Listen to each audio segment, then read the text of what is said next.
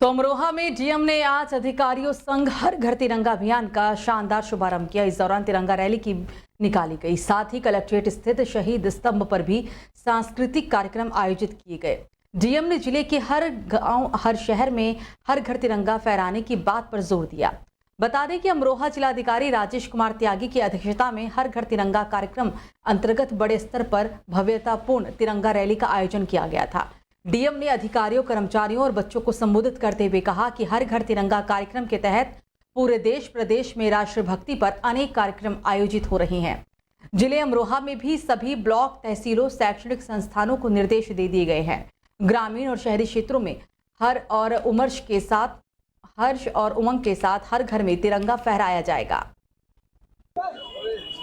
पूरे प्रदेश में और पूरे देश में 13 से 15 अगस्त तक हर घर तिरंगा कार्यक्रम के अंतर्गत ये तिरंगा यात्रा कार्यक्रम आयोजित किया गया है, जिसमें विभिन्न विद्यालयों के बच्चे, जनप्रतिनिधि, अधिकारी, कर्मचारी सभी लोग सम्मिलित हुए और इस तिरंगा यात्रा से राष्ट्रभक्ति की भावना को बलवती करने के उद्देश्य से ये कार्यक्रम पूरे प्रदेश में हो रहा है। उसी परिप्रेक्ष्य में जनपद अमरोहा में भी ये कार्यक्रम किया गया है।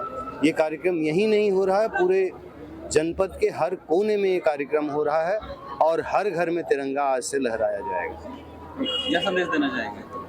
सभी लोग मिलजुल करके देश के प्रगति के लिए काम करें और हर घर में हर व्यक्ति अपने घर में अवश्य तिरंगा लगाए। तो औरैया में लूट के मामले में वांछित चल रहे बदमाशों से पुलिस की मुठभेड़ हुई। पुलिस और एसओजी की टीम के द्वारा चलाई जा रही संयुक्त चेकिंग के दौरान ये मुठभेड़ हुई थी। सुबह तकरीबन 4 बजे डहरियापुर रोड के पास मुठभेड़ हुई। मुठभेड़ में एक बदमाश के पैर में गोली लग गई। वहीं पुलिस ने अन्य 4 साथियों को भी गिरफ्तार कर लिया। मुठभेड़ में घायल बदमाश को सीएचसी में भर्ती करवाया गया है। तो वहीं बरेली में दलित परिवार को चेयरमैन की धमकी। आंवला चेयरमैन ने दलित परिवार को धमकी दी। दलित परिवार के घर के बाहर लगे थे मुस्लिम समुदाय के फल ठेले। दलित परिवार ने किया ठेलों का विरोध तो चेयरमैन ने धमकी ही दे डाली। चेयरमैन आबिद अली ने जाति सूचक शब्द का भी इस्तेमाल किया। बांग्लादेश बनाने की परिवार को धमकी डाली। पीड़िता ने हालांकि इस बीच चेयरमैन पर गंभीर आरोप लगाए हैं। डहरे सहमे परिवार ने पुलिस से मदद की गुहार भी लगाई है और इस पर कानूनी कार्रवाई नहीं होने पर पलायन की बात तक कह डाली है। आंवला थाना क्षेत्र के किला बजरिया का पूरा मामला है। और दब के रहो, यहाँ पर रहना है तो नहीं तो मुस्लिम लोगों से कह के तुम्हारे घर में घुसेड़ के बांग्लादेश बनवा देंगे हम 2 मिनट में। जबरदस्ती ठेले लगवाते हैं, हम बहुत परेशान हैं, हमें पैर छुपाते हैं, हमसे माफी मंगवाते हैं। अगर हमारी थाने में अगर कहीं पर सुनवाई नहीं हुई तो हम छोड़ के घर चले जाएंगे, प्लान कर देंगे। सब लोग बहुत परेशान है हम। मैं रजनीश तिवारी इस केस का चश्मदीद गवाह हूँ। इनके मकान के सामने मुसलमानों के ठेले लगते हैं। इसका इन्होंने इतलाज करा था। मुसलमान लोग जनाब सैयद आबिद अली साहब के पास गए तो वो एकदम मैदान में उतर आए, इनके घर में घुस गए मुसलमानों को लेकर और उन्होंने कहा कि मैं बांग्लादेश बना दूंगा, मुसलमान भाइयों के ठेले मेरे तुम्हारे दरवाजे के सामने ही लगेंगे।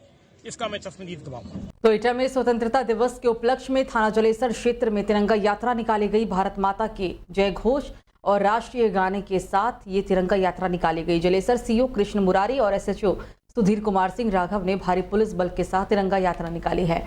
तिरंगा यात्रा के दौरान शहर के व्यापारियों ने भी पुष्प वर्षा की। तिरंगा यात्रा जलेसर कोतवाली के प्रमुख मार्गों से निकालकर घंटाघर पर पहुंची। थाना जलेसर क्षेत्र के नगर में निकाली गई है ये तिरंगा यात्रा। आजकल बच्चों और युवाओं को रील बनाने का ऐसा चस्का लगा है कि वे अपनी जान तक जोखिम में डालने से नहीं हिचकते हैं। ऐसे में खासकर कम उम्र के बच्चे हादसे का शिकार भी बन रहे हैं। रील के चक्कर में कईयों की जान तक चली गई। ऐसा ही एक मामला गाजियाबाद से भी सामने आया। गाजियाबाद की एक सोसाइटी में 6ठे फ्लोर पर एक बच्ची अपने बालकनी में रील बना रही थी। इसी दौरान उसका मोबाइल हाथ से छूट गया। बच्ची मोबाइल को संभालने के चक्कर में उतनी ऊंचाई से गिर गई और बुरी तरह से घायल हो गई। इस हादसे के बाद पूरी सोसाइटी में हड़कंप मच गया। सामने आए वीडियो में देखा जा सकता है कि कई पुरुष लड़की की मदद करने के लिए पहुंचे और उसे एक गाड़ी में से अस्पताल ले गए। जिस वक्त तमाम लोग बच्ची को अस्पताल पहुंचाने की कोशिश कर रहे थे। झांसी के वीरांगना लक्ष्मीबाई रेलवे स्टेशन पर शाम को केंद्रीय मंत्री उमा भारती पहुंची। इस दौरान उन्होंने पत्रकारों से बात करते हुए विपक्ष पर जमकर हमला बोला। उन्होंने कहा कि कांग्रेस ने अपराधियों की दम पर सत्ता हासिल की तो सपा ने अपराधियों को ही चुनाव लड़ाया। उन्होंने पश्चिम बंगाल में ममता की सरकार को हिंसा वाली सरकार बताया। इसके साथ ही बांग्लादेश में हिंदुओं पर हो रहे अत्याचार को लेकर उमा भारती ने कहा कि भारत के मुसलमानों को आगे आना चाहिए और बांग्लादेश के मुसलमानों से बात करनी चाहिए। उन्होंने प्राइवेट सेक्टर में भी आरक्षण होने की बात कही है। तो कन्नौज में नवाब सिंह यादव मामले में अब दुष्कर्म की पुष्टि हो गई है। एसपी अमित कुमार आनंद ने कहा कि दुष्कर्म सामने आते ही पुलिस ने दुष्कर्म की धारा भी लगाई। एसपी अमित कुमार आनंद ने कहा कि मामले में धारा बढ़ाकर अब विधिक कार्रवाई की जाएगी। किशोरी की बुआ पर भी मुकदमा दर्ज किया गया है। किशोरी के बयान के आधार पर अब आरोपी पूर्व सपा नेता मुश्किलें में दिख रहे हैं।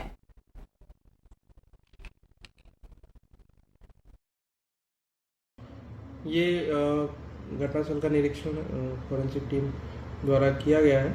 उसमें जो भी विधिक कार्रवाई है वो पूर्ण करेंगे। ये विवेचना का पार्ट है और जो विवेचनात्मक कार्रवाई पूर्ण की जानी चाहिए वो की जा रही है। सर, बुआ को जो आरोपी बनाया गया था, इनकी गिरफ्तारी के लिए कुछ टीमें लगाई गई हैं क्या?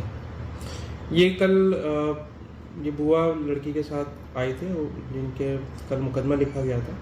कल जब मेडिकल एग्जामिनेशन के लिए ले जाया गया था लड़की को, तब उसके बाद से उसमें विघ्न डालने लगे थे। तभी से थोड़ा इनके क्रियाकलापों पे संदिग्धता थी। बट क्योंकि कल यही पीड़िता के साथ थी तो परिस्थिति के अनुसार कार्य किया गया। आज इनके माता पिता जो बाहर रहते हैं वो आए, जब अपनी लड़की से उन्होंने बातचीत करी, उसके बाद आज की मेडिकल एग्जामिनेशन और न्यायालय के सामने जो बयान है उसको पूर्ण कराया गया और जो स्थिति थोड़ी और क्लियर हुई है। इसमें जो इसकी बुआ है उसका रोल संदिग्ध प्रतीत होता है। उसकी इस समय उनको बयान के लिए बुलाया गया था, वो आए नहीं, उनकी तलाश की जा रही है।